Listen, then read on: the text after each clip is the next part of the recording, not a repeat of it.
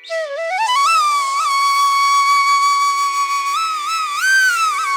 शांत और सुंदर गांव था, सीतापुर। इस गांव में एक व्यक्ति रहता था जिसका नाम धनराज था। धनराज के पास काफी जमीन, पैसों से भरा घर और खेती के बड़े बड़े खेत थे, लेकिन उसका दिल बेहद कठोर और घमंडी था। गांव में कोई ऐसा नहीं था जिसने धनराज के अहंकार और लालच का सामना न किया हो। वह हमेशा दूसरों की मजबूरी का फायदा उठाता और सहायता करने के नाम पर उन्हें लूटता था। गांव के बुजुर्ग अक्सर कहते, धनराज, दूसरों के साथ बुरा मत कर। बुरा करने से बुरा ही लौट कर आता है। पर धनराज हर बार हंसकर जवाब देता, ये सब कमजोर लोगों की बातें हैं। दुनिया ताकतवर और चालाक लोगों की होती है, जो अपनी समझदारी से दूसरों को इस्तेमाल करना जानता है। साल बीतते गए और धीरे धीरे गांव पर एक बड़ी आपदा आई। उस वर्ष बारिश बिल्कुल नहीं हुई। खेत सूख गए, पौधे मुरझा गए और पानी की कमी इतनी बढ़ गई कि लोग घबरा उठे। गांव के अधिकांश कुएं सूख गए, नदियों का पानी कम हो गया और तालाब मिट्टी में बदलने लगे। पूरे गांव में हाहाकार मच गया। लेकिन इस कठिन समय में भी धनराज नहीं बदला। उसके खेत के पास बने कुएं में अभी भी थोड़ा बहुत पानी था, क्योंकि वह गहरा था। गांव वालों ने विनती की, धनराज भाई, थोड़ा पानी हमें भी दे दो, हमारे बच्चे प्यासे हैं। लेकिन धनराज ने ताना डालकर कहा, जिसे पानी चाहिए पैसे दो, जितनी ज्यादा प्यास उतना ज्यादा दाम। सब मजबूरी में उससे पानी खरीदने लगे। धीरे धीरे धनराज ने पानी की कीमतें और बढ़ानी शुरू कर दी। लोग अपने घर का सामान बेचकर पानी खरीद रहे थे। कई परिवारों ने गांव छोड़ना शुरू कर दिया।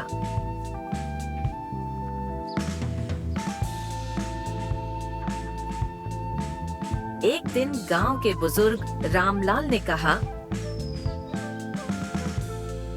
धनराज, तू बुरा कर रहा है। तू यह मत भूल कि ईश्वर सब देख रहा है। बुराई का फल किसी दिन तुम्हें जरूर मिलेगा। लेकिन धनराज ने हंसकर कहा, जिसे जो करना है कर ले, मैं पैसे कमाने का मौका नहीं छोड़ूंगा। लेकिन प्रकृति के पास सबके लिए न्याय होता है। कुछ ही दिनों बाद धनराज के कुएं का पानी भी अचानक खत्म होने लगा। दिन दिन कम होते होते एक सुबह वह कुआं भी सूखा मिल गया। धनराज के पैरों तले जमीन खिसक गई।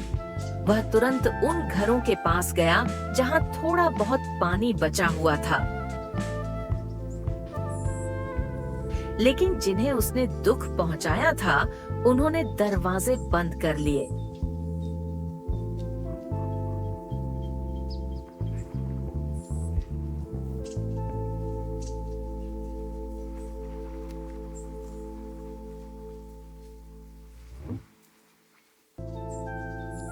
सबने एक ही बात कही, धनराज, आज तू वही काट रहा है जो तूने बोया था।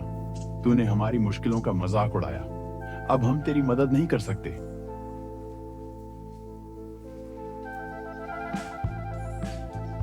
धनराज प्यास से बेहाल हो गया। उसका सिर घूमने लगा।